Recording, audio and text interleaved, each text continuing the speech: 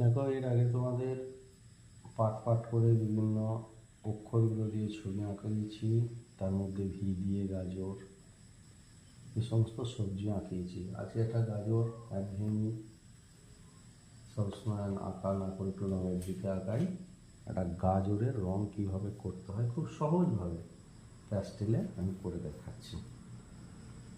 প্রথমে আমরা যেমন গাজরটা যেভাবে এঁকেছি ওইভাবেই প্রথমে এঁকে নেব। একটু বড় করেই আঁকবো যাতে তোমাদের বুঝতে সুবিধে হয়। ব্যাস,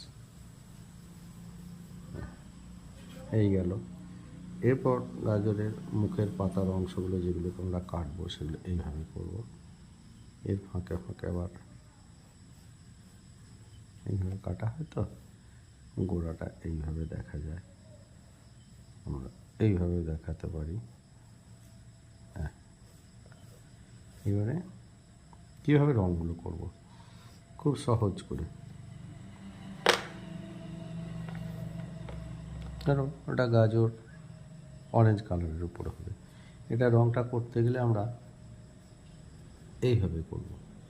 যে কোনো একটা সাইড থেকে আমরা কিন্তু এইভাবে গোল করে এদিকগুলো এইভাবে দেখায় গাজরের, আমরা কখনো সাপটা এদিক ওদিক করে করব না। এইভাবে আমরা প্রথমে রাউন্ড করে নেব সাইড থেকে, এইভাবে।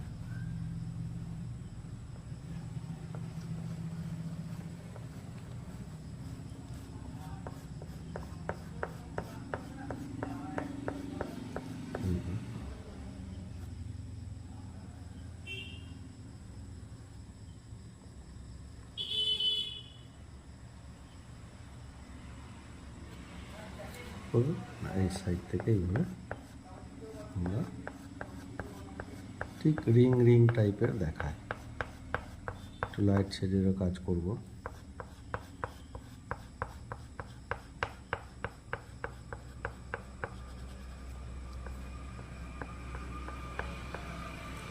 এইদিকে দু সাইড থেকে, সবসময়ের জন্য দুই সাইড থেকে রঙগুলোকে করব।